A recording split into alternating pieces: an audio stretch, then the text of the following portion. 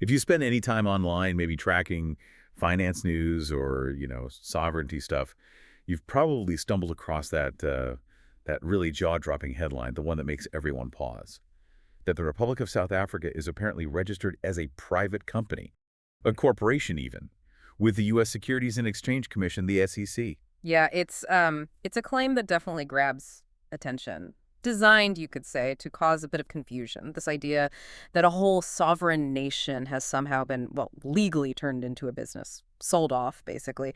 But like most things that sound really sensational in global finance, the reality is much more mundane, more bureaucratic, actually. It's really rooted in something quite practical, needing access to money, capital. Exactly. So our mission for you today is to really lay out what's going on with this registration. We need to clearly separate that common assumption, country equals business, private owners, from the regulatory truth, which is all about a sovereign state needing to borrow, well, huge amounts of money using the international bond market. And that starts with understanding the SEC, the Securities and Exchange Commission. It's really crucial to get their role right. They're not in the business of, say, defining countries or political structures. Their main job, their core mandate, is investor protection. Full stop.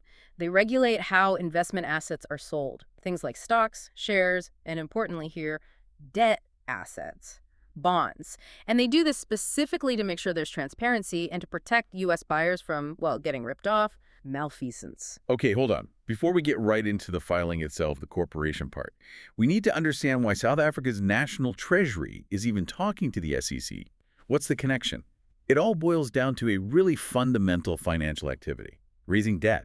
Governments need money, lots of it. Absolutely. Massive amounts of capital to function. And a primary way they get this capital is by issuing government bonds.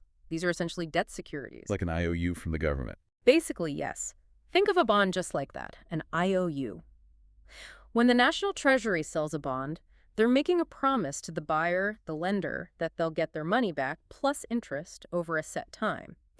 It's how governments borrow huge sums, not usually through one giant bank loan, but by spreading that IOU, that risk, among thousands of different bondholders. Right. And crucially, these bonds, they aren't just sold locally, are they?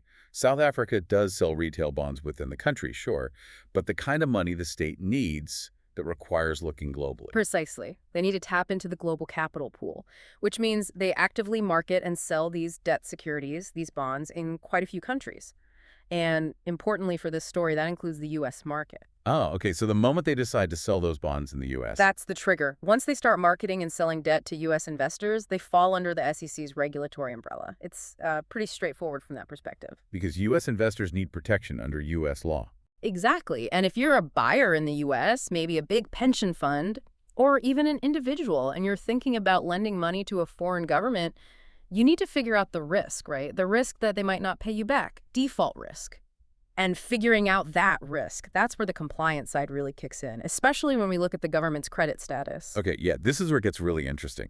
Because before these bonds get sold internationally, they have to get graded, essentially, rated by the big credit ratings agencies. That's right. You've got the main players everyone knows, S&P, Standard & Poor's, Moody's, and Fitch.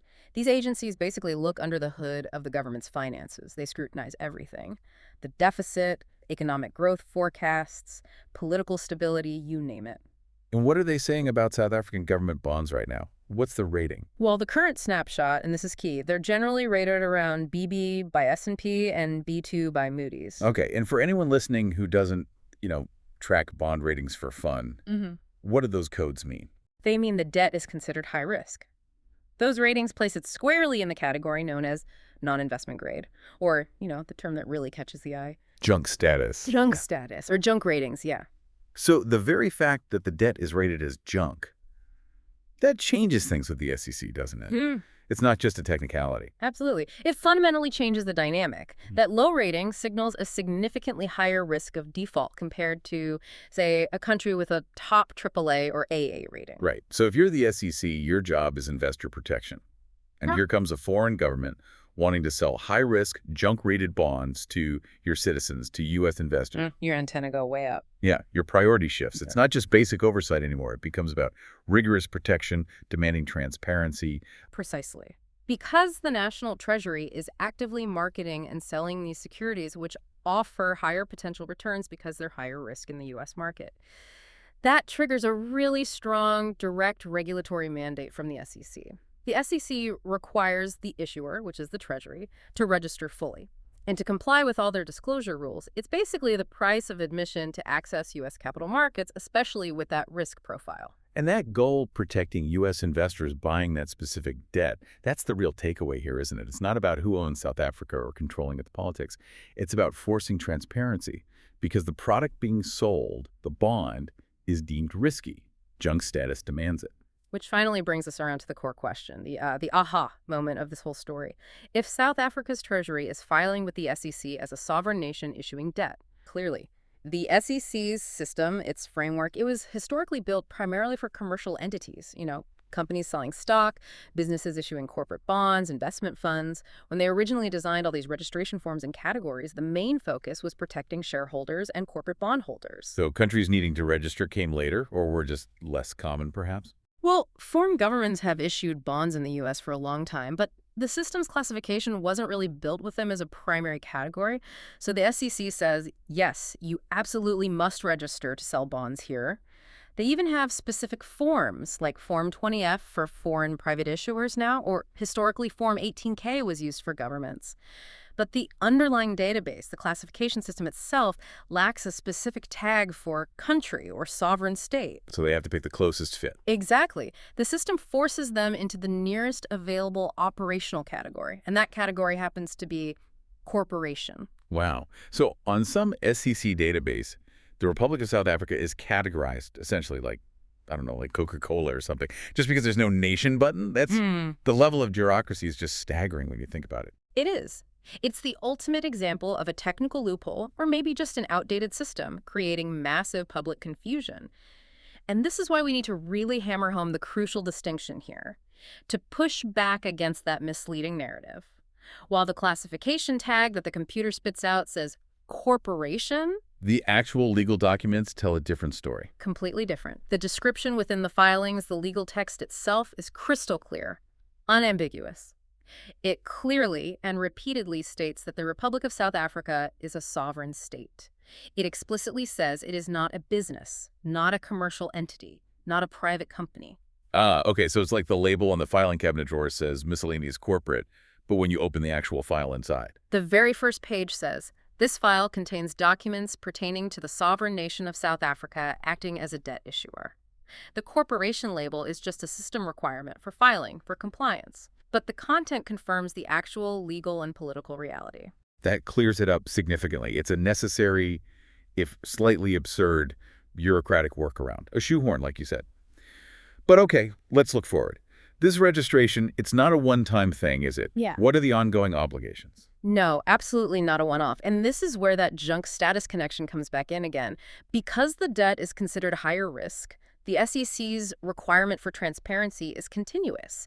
It's not just about the initial sale. South Africa, as the issuer, has to keep filing regular financial reports with the SEC. Using those same forms. Like the 20F. Yes, typically using forms like the annual report on Form 20F for foreign issuers. They have to provide ongoing updates to U.S. investors about the country's economic health, its ability to repay its debts, any significant changes in risk factors. It's about continuous disclosure. And how long does that go on for? Well, basically, this requirement lasts as long as U.S. investors are still holding those South African government bonds.